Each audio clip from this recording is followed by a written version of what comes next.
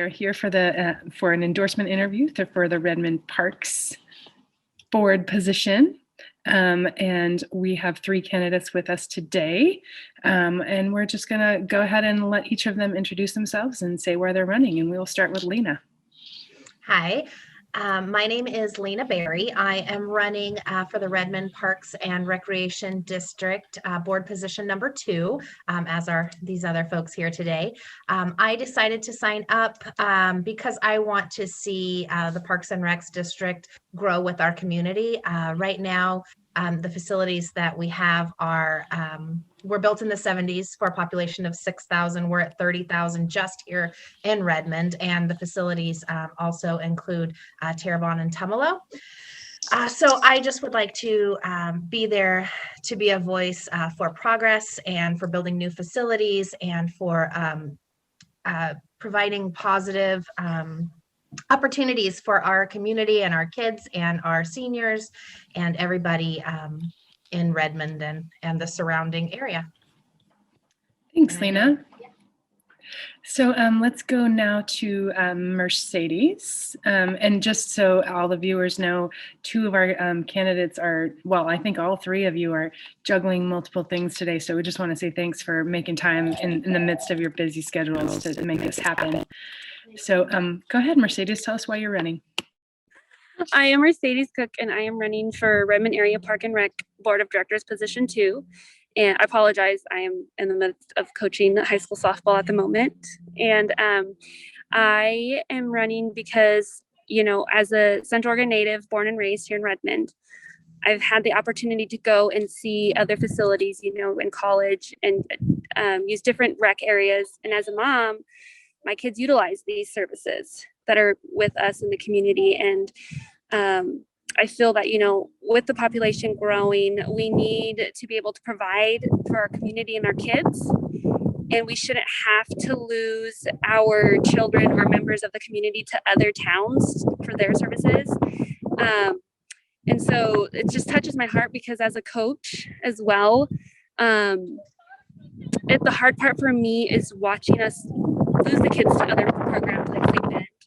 And I know that we can compete because we used to compete.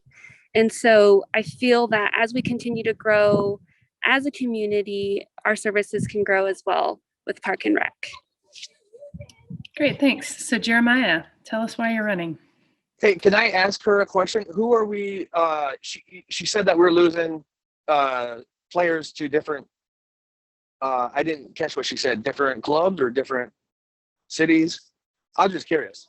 Yeah, so like for example, like the youth soccer used to excel here, and now after I think, well, for girls, I know that they have to go to Bend, and some of the boys do, the older leagues, and so we shouldn't have to be paying $175 for our kids when they get to the 4th and 5th grade levels to play in Bend. Like that's Redmond, and we should keep it in Redmond so that we help build our feeder programs. Yeah. Okay. All right, Jeremiah, introduce yourself. So I'm Jeremiah Pedersen. I also am a native born Redmondite. So there's 2 of us. That's rare. Anyways, I'm running for Parks and Rec District position number 2. And this is something that's been on my heart for a long time, just to get involved, you know, in my community in this type of manner. And I'm finally doing it. It's, to be honest, a little bit scary, but I've been reading through the Parks and Rec's manual, and I'm no longer scared. I've got that down. I understand my role, my position, so I'm feeling good. But really, I want our community to utilize our Parks and Recs district. I have 4 kids. I also coach wrestling for youth from ages 5 all the way up to junior high, and you know, I'd like to see more kids utilize what we have and what we can offer. And not only kids, but adults, especially our elderly community. I'm understanding, especially going through COVID-19 or the pandemic, dude, they are kind of getting left behind and they're not getting much socialization, much family. And a lot of them are kind of losing hope. And that's just, dude, that's a terrible thing. And as far as kids sports go, or youth sports, dude, that is a huge socialization activity that a lot of kids look forward to doing. So I'm really wanting to get this, to get Parks and Recs utilized by as many people as we possibly can. And now as far as new buildings going up, that would be awesome and exciting. I do know that our community voted down 2 large bonds recently, a school bond a couple years back, and then the Parks and Recs bond last election. So taxes, and that's the reason why people voted it down, is taxes. Also, maybe not enough information on the activity center bond, but I hear that a lot, is the taxes. People don't want to increase their taxes. So my job is to be sensitive to that, understand that the community doesn't want their taxes increased a whole bunch. So how can we get a building, get an activity center, and not increase taxes? Is that even possible? So that's one thing I can bring to the table, and I'm looking forward to bring to the table to try to make both happen. Great. Yeah, we will. We'll touch back on that again, because obviously that's a pretty big area of interest for the race you all are running in. So the next question is pretty broad. Also, you each of you might have touched on it a little bit, but we're going to start with Mercedes for this question, and just want to know what do you think the biggest issues are that are facing your district? I think the biggest issues is the pool. The pool and the rec center. They're two of the oldest buildings in Redmond, and unfortunately there's lots of people in the community, like Jeremiah stated, they don't have access to the homeowners association out there, Eagle Crest, and so they're not fortunate enough to be able to use all of the new equipment and the swimming pools. And so it's kind of, you get what you get. And for me, like I said, mentioned being a Central Oregon native, and I've got to utilize the different pools, aquatic centers like Madras. Madras is amazing. And I don't understand why Redmond can't have that, because we can have that just as well. Thanks. So we'll go to Jeremiah next for this one. Okay, so the biggest issues in the district is our community not utilizing. All right, so I want to step in and help change that. I want to make awareness to it, and I want to try to make it easy as possible for people to sign up for these programs, especially for the elderly, especially during the pandemic. Their social life has gone downhill, and I keep hearing a lot of them, they're just losing hope. They're not wanting to live, and that shouldn't happen. So there's talks right now with the current board members trying to develop a relationship with the senior center. So I think that's awesome. I think that's going to benefit the elderly community hugely. And then obviously an activity center, right? A new pool, people utilizing that, getting that going. There seems to be a huge desire for that. So at the same time, people don't want their taxes to increase. So how can we get both of them? That's what I'm going to attempt to do, is get that building in and appease the people who don't want their taxes up. So there we go. Great. Thanks. Lena, you're up. What in your mind are the biggest issues for the district? Well, definitely, I think funding is a huge issue. We are going to be losing the activity center soon, because that lease is up with the city, and they're going to be building a road through the building. So that's one of the major things that we are losing. And obviously, we need to update our pool facility and the swim center. And we would like to add new facilities, both out on 35th, where they're growing, as well as the north side of town. And funding is huge for that. So I am for a bond. That's not going to come around until 2022. So I do believe that we have some time to speak with people and inform them what it's about. I think a lot of people are like, well, why doesn't the city just do taxes? And we even had someone who had run for city council last election who said, well, one of my big things is, updating the parks and recreations. And they're like, well, that doesn't have anything to do with that position. So a couple of the ways that I think that we can raise money, one is the bond, and we do have time to inform people about that. The second way would be a naming rights with a large business, with giving them 10-year rights for like an outdoor sports complex or something of that nature to bring in monies. And once we get the things built, generally the fees associated with the programs will kind of maintain things and keep them going. But there's the bond, there's naming rights. And there's also the option of working with the downtown urban renewal area group with the city, because that's one of my things is like, hey, we were with the city with our activity center, so how can we make that work again? And while it wouldn't be a huge center because it would be in the downtown area, they can help with some fundings and small things like that to do kids programs, activities, it wouldn't be huge facilities, but it would be more facilities in the downtown area, and that would be something that the city could help with. So those are ways to do it, but definitely funding, definitely, I'm with the other two candidates, and there is no reason for all of our families to be going to the Madras Aquatic Center. We should be having that kind of stuff here. That would not only keep our families here, provide opportunities for our families here, but it would also, when people come in and they're in our town, they will be, eating at the restaurants and buying things from the stores and things like that. So that is my game plan. Absolutely. Thank you, Lena. So this question, we're going to start off with Jeremiah. No, wait. Let's see. Where are we? Yes, Jeremiah's first. I told you I was gonna lose track, and I lost track so early in the game. So Redmond's Park Department, Parks Board has been able to, district has been able to keep its budget in check this year, even while other districts have seen budgets suffer due to COVID. What role do you see yourself as board member playing in monitoring the budget? And if other budget or staffing cuts have to happen, what would be your approach to that? And that's Jeremiah to start. Great question. So I have a huge interest in the budget and monitoring that,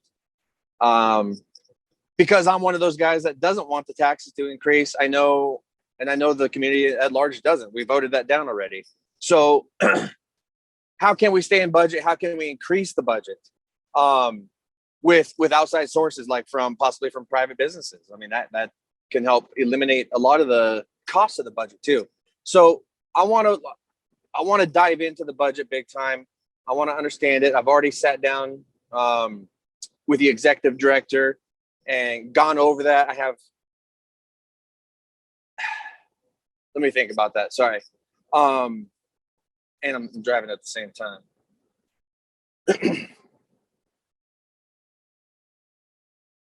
So, yeah, our budget right now, I think is good. We have a lot of room to wiggle. We've got a lot of room to play in. And you had mentioned that other communities with their budget, they don't have, or they went over budget. It sounded like you were saying, is that right? Yeah, they're having some issues with, just lost revenue over the last year and having that impact their budget going forward. Okay. Yeah, just seeing our budget in Redmond, I'm not sure how that's possible because, we've laid off a whole bunch of staff. So we have a surplus really. So we're going into this year with a surplus over what we had last year. So that's a huge help right there. So that's good. And a lot of our activities the majority of it is supported by tax dollars. So there's not much coming in that's going to help offset that right now. So that's one of the things I would love to look at and see what can we do, what can be done to help offset a bunch of those costs. Okay, well, we're going to go to Lena next with this question. Do you want me to repeat it? Okay, so yes, just knowing that right now the budget's doing pretty okay according to some of the most recent meetings of the Redmond Parks Board. But I'm just curious, if that changes, what do you see your role being to manage the budget, deal with cuts, things like that? Well, I would take into account the executive director's recommendations on this.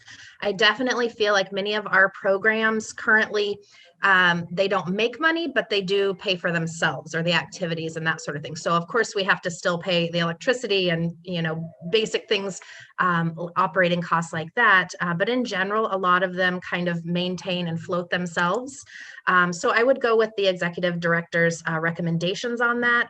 But as Jeremiah said, it seems like right now we're pretty solid and doing okay. And while we don't have that extra money, you know, there's a lot of people are saying, oh, well, why can't you just start saving some money and then eventually you'll have enough to build the new swim center or this and that. And we really don't have that kind of excess money right now. We pretty much use all of the money that we get, and the programs kind of maintain and float themselves. So I would think that most of them would remain floating themselves, and a lot of the things we already have, while we want more outdoor sports facilities and things like that, we have the soccer area. While it's not ideal, we are still able to share the adult softball fields, can have the kids in them doing soccer programs and things like that. And again, that's the younger one. I know, like Mercedes said, we're losing a lot of the older kids and things like that. But in general, I think we can float what we have. And if we had to make any cuts, I would go with the executive director's recommendations. Great. So we will go over to Mercedes. Do you need a repeat of the question? No. All right, go for it. So for me, you know, I come from a school, I work for a school whose softball, for example, right? Head softball coach. We don't get a lot of money. We use what we use. A lot of our equipment's old. Same with Park and Rec, right? We're old and we need to be working with investors in our community to help with the funds because their children use the facilities. And there is a need, and we just have to sit down and we need to cut back on the things that we have to look at. Do we need this? Can it wait a year? Can it wait 2 years? We start at the top and we work our way down and work on the things that are in need first. Great, thanks so much. So let's see, I believe we are back to Lena's starting off this question. Some of you have already alluded to the growth of Redmond. As Redmond grows, what would you do as a board member to maintain or improve the level of service in the district?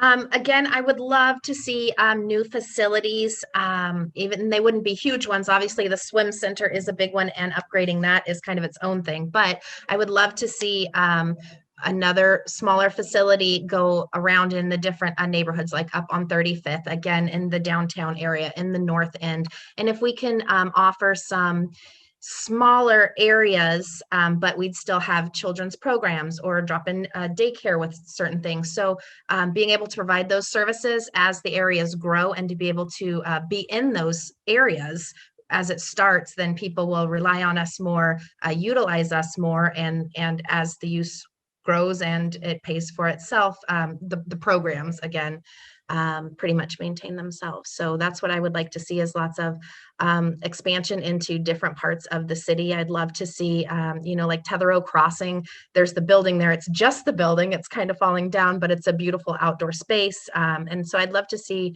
lots of utilization of the spaces that we have and expanding into other spaces, community programs, you know, like I love the music in the park and different things like that. And the canyon, there's a scavenger hunt in there, and different things that just families can do, activities, and making things available for people as we expand, because we are growing by like 3 to 4 people per day. They're looking at adding in, I think, over 400 residences per year to maintain housing just in general, having the housing that we need in the area. So definitely growing and expanding with that, and just remembering that we have some time before the bond in 2022. We are growing exponentially in the meantime. You know, as folks, it's kind of like with the school bond, it took a little bit of time, but we got it through. So, you know, it'll take a little time. It's going to take some elbow work. It's going to take talking to the community, getting people involved, but we can do that, you know, if we set our minds to it. And if we make our goal growing with Redmond to serve it, then we can do that. Great. So we will go to Mercedes next with this question. We lost Jeremiah for a second, but don't worry, Jeremiah, you didn't miss anything besides hearing your fellow candidates speak on this question. So I'll repeat the question when it comes to your turn. it's my turn, right? Sorry. Go ahead. Yeah, go ahead, Mercedes. Do you want me to repeat it? No, I got it. So for me, it's community involvement. We talk about the fields, soccer fields, and the High Desert Sports Complex out there.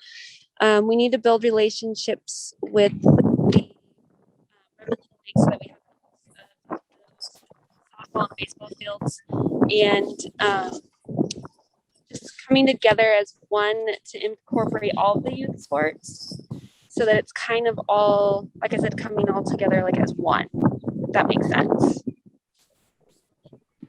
Just because right now you have clubs and you have the private clubs and you have the Little League and then you have Redmond Area Park and Rec. So it's 3 different entities, which is great. But as for like Little League, we should be joining with Little League and the Redmond Youth Football, because again, it's all youth sports. And for me, it's a huge deal. Great, thanks. Jeremiah, I will repeat the question. Fairly certain you missed it. Yes, I just got back. Yeah, well, we didn't miss your turn at all, so we're good. So as Redmond grows, what would you do as a board member to maintain or improve Redmond Parks' level of service? Well, part of my role is to be a visionary for the future. So yeah, definitely as a board member, that's something I want to project for the future. And I know Redmond's going to grow. We already know this, like Bend, Central Oregon, everything is growing tremendously. This is a fantastic area. So yeah, setting up stuff like that new activity center and a pool, getting that ready to go for the future, because that's going to happen. And it's just a matter of time. And as the population increases, I think it's just going to become a lot easier for that to happen. So if we can prep that and get that going right now, then absolutely. Great. All right. So we're going to start with Mercedes on this question. We've heard a little bit about the bond already. I wanted to touch back on the bond. A bond to build the new community center and pool didn't pass in 2019. For the next round, what as a board member would you do to help ensure the next one passes? So for me, I feel like in order for it to pass, we need to reach out to the members that were on the school district bond committee and ask them what they did to make it work. How did they take the data from the last bond failure to help produce the winning efforts of this bond?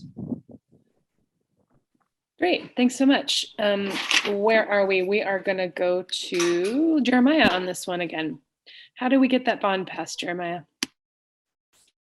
That's a good question. I don't want to force the bond. It sounds like people want the bond forced, and dude, we already voted it down once. We voted down a school bond. Community doesn't necessarily want a big issue. So like I said, I want to look at options to bringing in private businesses that will help offset those costs, those taxes. And then I think that will play a huge role in getting this bond passed. Thanks so much. Lena, you're up.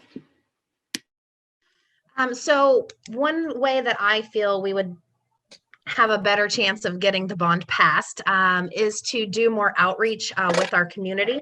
One, like Mercedes said, hey, how did we get the school bond passed? Because that did get voted down, but then we decided, hey, we need that.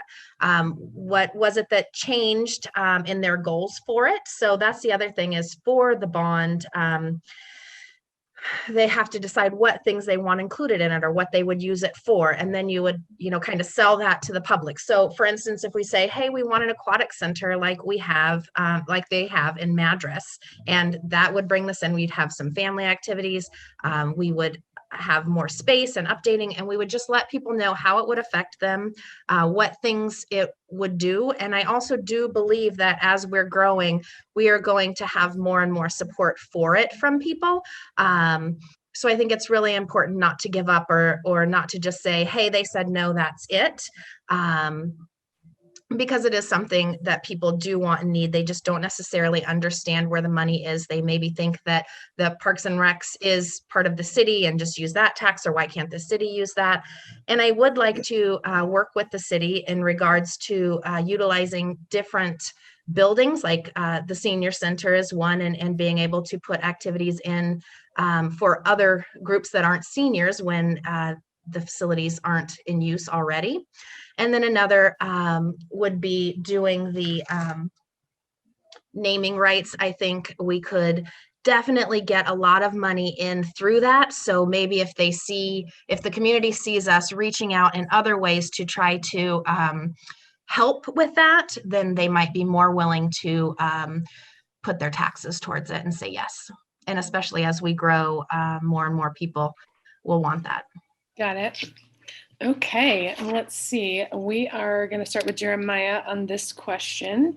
The legislature is poised to ban concealed weapons in public buildings, and then various government entities around the state will have the option to decide whether they want to implement that in their own districts.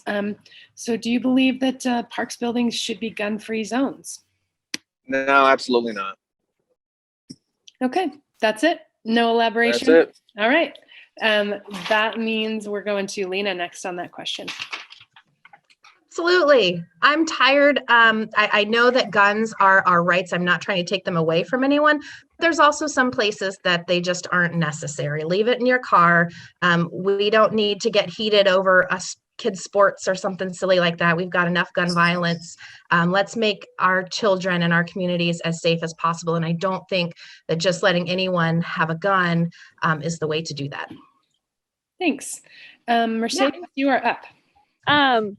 So for me, I absolutely feel that they need to be there, just in the event that, not necessarily that someone's going to open fire on somebody else because they don't agree with the call, but in the event, like I come from a law enforcement family, and I would like knowing that it's there in the event that somebody decides to go crazy and come out and starts opening fire. It's going to protect myself and my kids. Thanks for that. All right. So another issue that's come up a lot this year, the needs and concerns of people of color have come more to the forefront this year. What more can Redmond Parks be doing to support equity and anti-racism? And we are starting with Lena on that one. Well, one thing we can do is hire more BIPOC and API community members. I think it's definitely important for our children, both BIPOC, API, and in general, our entire community, to be exposed to different cultures and people, and seeing themselves represented is a huge positive and plus for everybody. I'm obviously white. I see myself represented a lot, and I think that that's very important for everyone to see as well. And it would also kind of be nice to have some positive programs where people could come together and learn and do the work of racism. I think it's definitely a big issue. A lot of people, including myself, have, I'm not necessarily racist, but I find myself doing some racist things with a lowercase r, with, maybe some words or some phrase that I never really thought about. And then it comes out of my mouth. I'm like, oh my gosh, that is what that means. That's not acceptable. So just little things where we can grow and learn together and come together as a community and see everybody represented. Thank you. Mercedes, do you want to repeat the question?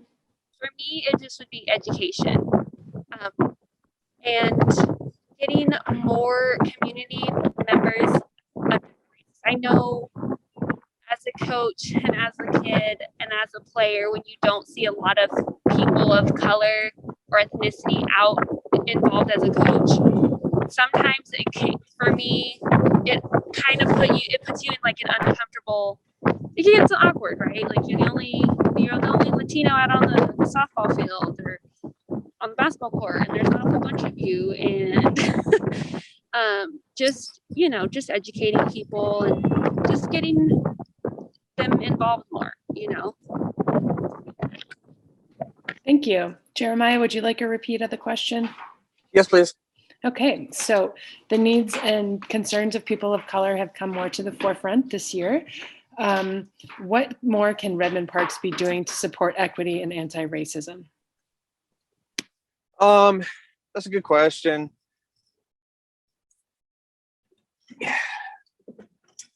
Well, I think the obvious for us is, as we see it, if we see it, call it out. And that's really the whole community as a whole needs to be doing that. But me as a board member specifically, I mean, if I get wind of that, if I see it, I can easily, and I'm more than happy to call that out because that's just unacceptable, right? Yeah, other than that, I lean towards it that it's, based on what Lena was saying, like she would like to hire, BIPOC, and I just want to hire the best people available. So, and that's, most of these jobs are entry level positions, so that's gonna be pretty darn easy. But the more we focus on race, the more it's in front of us. And I think the media has been doing a terrible job of bringing it into our faces when it's not there in a lot of cases. Man, yeah, like I grew up in this area, so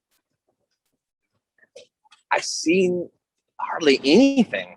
But when I moved out of this area, it's prevalent in other areas. So I don't know how to address that, and if it even needs to be addressed as highly as the media wants it to be addressed. So I would take that carefully and not try to shove it down people's faces, but definitely if it is there, man, we can do something about that, and I'm happy to. So yeah, I don't know if you guys are gonna like that answer, but there you go. Hey, that's we just want true answers from each of you. That gives us a chance to understand who each of you are. So the next question is for Mercedes, and this is my last formal question before I give you all a chance to just bring up anything that we didn't bring up. I'm curious about, there's fees involved with some of the programs that you have, the pool and such. What more can the district do to support low income users of the district? And this starts with Mercedes. So that's when you get investors involved, right? You create a scholarship program and you use those funds and create, when you have your registration, so like for Little Leagues, for example, they offer scholarships, and if you have like more than one member, then you get it discounted off for low income. So for me, I feel like if we just had someone come in with their piggy bank and offer some extra funds, say for 50 kids, 100 kids, then that's 50 to 100 kids whose parents don't have to worry about if their kid's going to be able to play on sport, or the arts, crafts classes through Park and Rec, because they don't have the funds. Great. Jeremiah, you are next. How can the park department help lower income folks access the programs? Yeah, excellent. So we have a budget that has dollars or money set aside for low income families for scholarships, like Mercedes said. What I'd like to see is, these families that want this, they have to ask for it. And there's a lot of families that aren't going to ask for it because they're embarrassed. They don't want to, they just, that's embarrassing type of thing. So I would love to make that confidential, and we could possibly, everyone who signs up, if we can make everyone, hey, what's your income? And we'll just blanket it, like, hey, if your income is below this, you're going to qualify for this scholarship. Now, what if the scholarship runs out? Well, that's where I come in. I have a lot of relationships with different businesses, and I would love to tap that relationships to get more businesses to donate to the scholarship. And I feel like there's plenty of businesses that would love to do that. So, yeah, I would love to play a role in that. Great. Lena, do you need a repeat of the question? No, I'm good. Nicole, real quick, I got to Sure. sign off. I am to my client's house. Okay. Thank you so much for the interview, and I'll touch base later. Okay. Thanks so much, Jeremiah. Yep. Bye. All right, Lena. Well, as everyone said, there are scholarships kind of built into the budget. I would like to see how do I say this? I would like it to be more available for referrals for scholarships. So necessarily parents don't have to, not that they don't have to ask, because clearly you have to apply because it costs money, but work with the schools, work with Neighbor Impact, work with the counselors, work with the fan advocates in identifying the children who may utilize the help or need the help. And that's not to say that folks can't still apply for scholarships.